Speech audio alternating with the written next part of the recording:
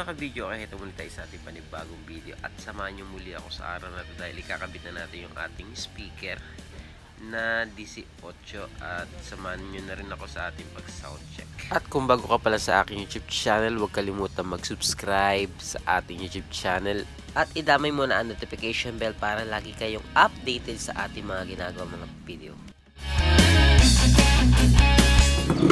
Okay, ito yung ating takip at nilagyan din natin ng fiber peel. Dalawang terminal, yung isang link mga kabidyo, okay?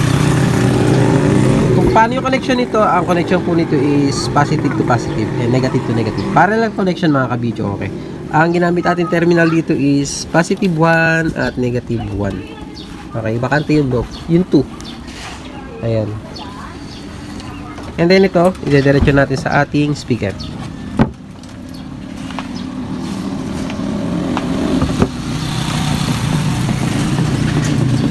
Okay, ito na yung ating linya mga kabidyo sa ating loob ng ating speaker. Ating speaker, brand niya Titan. Size 18, yung kanyang voice coil, yan po yung kanyang size. At yung wattage natin is 1,200. 8 ohms. Double magnet mga kabidyo, okay. So yan yung loob ng ating speaker box. And then ito naman yung ating takip. Okay. Sarado na natin.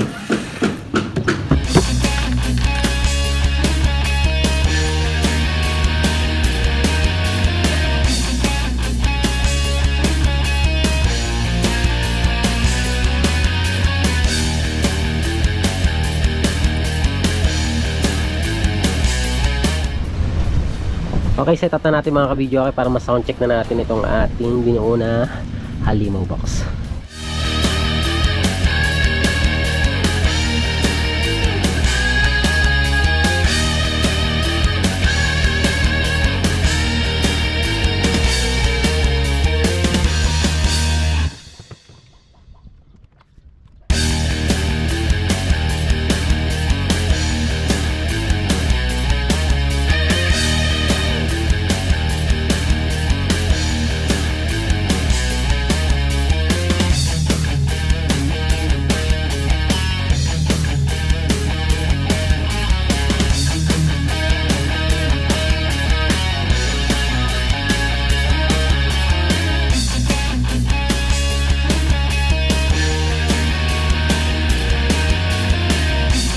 So sinaksak na natin yung ating power. At magsa-sound check tayo mga kabidyo, okay, gamit natin yung ating Bluetooth. Okay, ito yung ating Bluetooth mga kabidyo, okay, no?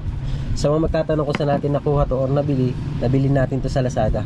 Okay, wala tayong ginamit na or gagamitin na mixer dito. Wala tayong gagamitin na mixer kung hindi equalizer.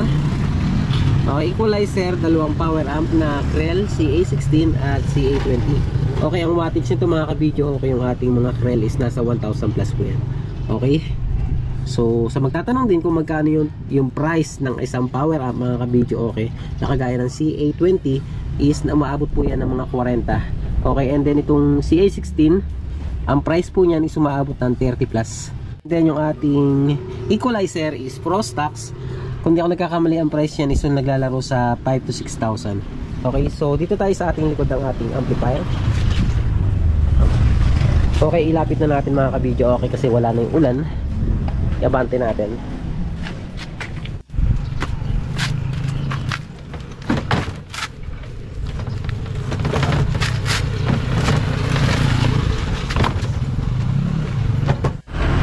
So ito na nga yung ating Bluetooth mga kabidyo, okay, wala tayong ibang source na music kundi sa Bluetooth lang.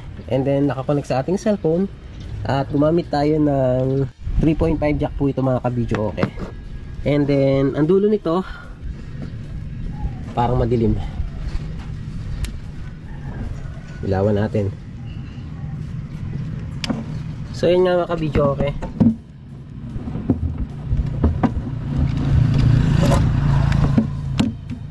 Ayan, from 3.5 jack sa ating Bluetooth gumamit tayo ng PL, okay, papunta sa ating input ng ating equalizer. Ayan. At isasaksak natin sa dito sa ating input. Sana nakikita nyo. Okay, yan. Input. And then itong linya na to sa channel 1, itong linya na channel 1 mga ka-video, okay, is pumunta dito sa ating amplifier. Okay, channel 1 input. Okay, yung selector natin is inilagay natin sa parallel. Okay, kaya isa yung input dito. And then yung ating subwoofer dito natin sinaksak sa sub out.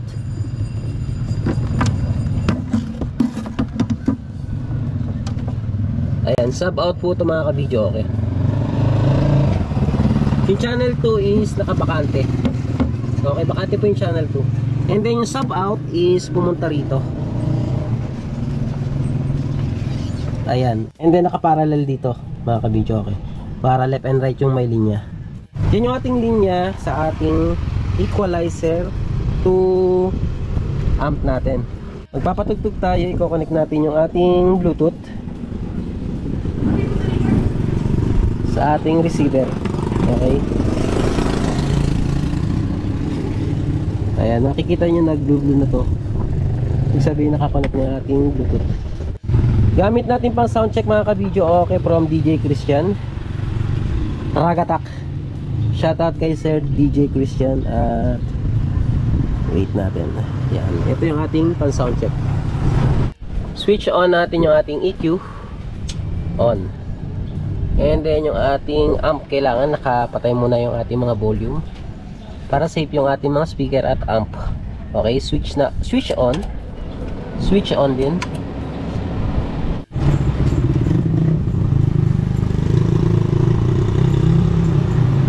Bass. Channel 1.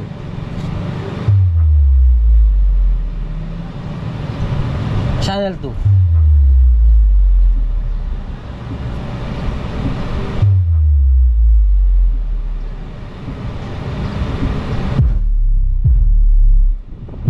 Yan po yung ating subwoofer.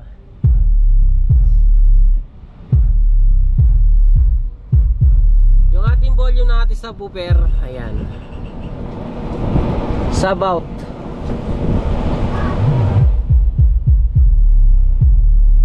Naka 80 Hz tayo mga ka-video, okay.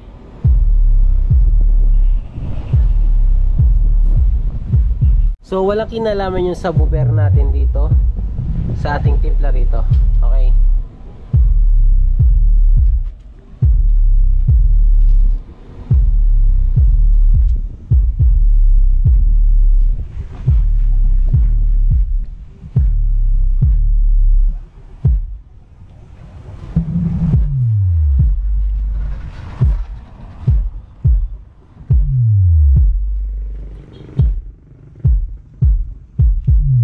Volume natin yung ating mid-high.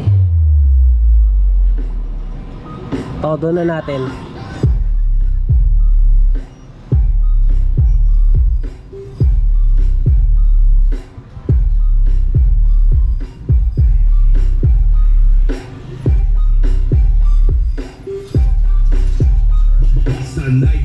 The best.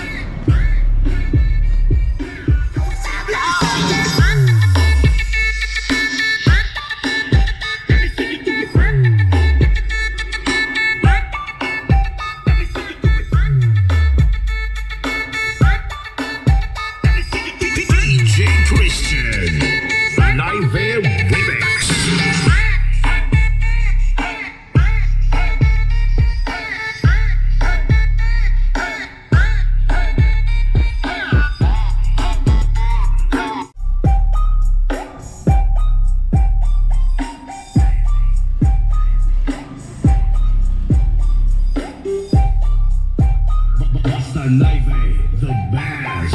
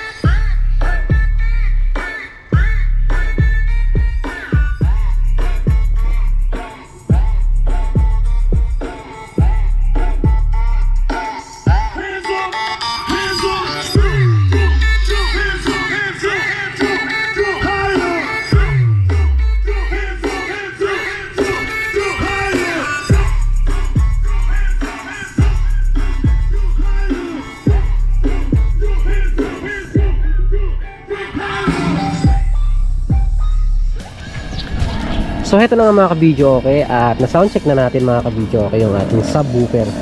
Okay, sinama lang ng ating pang-midhigh natin mga ka-video, okay. At sa mga hindi pa nakakaalam kung ano yung speaker na ginamit natin dito sa ating pang-midhigh is, ito po ay, ang size nito is size 8, bali dual na D8, okay. Ang laman nito mga ka-video, okay, yung ating subwoofer, at yung ating mid na ginamit dito is Jackhammer 809. Ang wattage niya is nasa 900 watts. And then yung ating tweeter na ginamit dito is 600 watts or 650 watts mga kabidyo, okay. Yan yung ating tinatawag na semi-line na ring natin, okay. Medyo may kabigatan to mga kabidyo, okay. At para sa magtatanong kung ano yung mga parant na nilagay natin dito, puntahan nyo na lang yung ating assembly rito sa ating semi-line na rin na to mga kabidyo, okay. At kung paano natin binuo yan, okay. And then dito tayo sa ating subwoofer mga kabidyo, okay. 1200 watts yung kanyang wattage. At sa mga magtatanong uli kung ilang pirasong marin ang nagamit natin dito sa ating dalawa or isang pare sa subwoofer natin, ng 3 pirasong marin, 3 pieces na marin mga kabidyo, okay.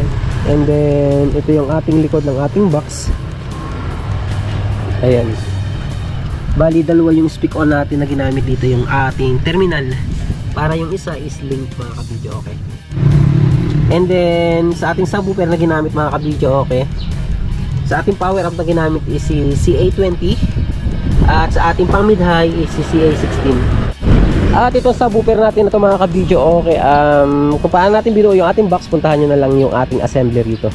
Okay, sa mga magtatanong ng sukat natin. At sa magtatanong kung magkano yung total price para dito sa Paris na to sa ating subwoofer mga kabidyo, okay? Subwoofer lang mga kabidyo, okay, yung Paris is umaabot ng 29,000. 29,000 po yung bigay natin dito sa ating subwoofer. At itong ating subwoofer na binuo is dadalhin pa sa Nueva Vizcaya. Okay, at ready for pick up na po siya mga kabidyo, okay? Okay? At shoutout na rin sa mga taga Nueva Vizcaya. So sa tunog niya mga kabidyo, okay naman yung kanyang tunog at malakas na rin naman yung kanyang bass. At hanggang dito lang mga kabidyo, okay, sa mga hindi pa po nagsasubscribe or follow sa ating YouTube channel, gayon din sa ating Facebook page, subscribe na po kayo and notification bell mga kabidyo, okay, idamay nyo na para lagi po kayong updated sa ating mga ginagawang mga video, and paki-like and share nyo na rin po kung nagustuhan nyo ang ating mga video. Kaya hanggang dito na lang at maraming salamat at hanggang sa muli. God bless.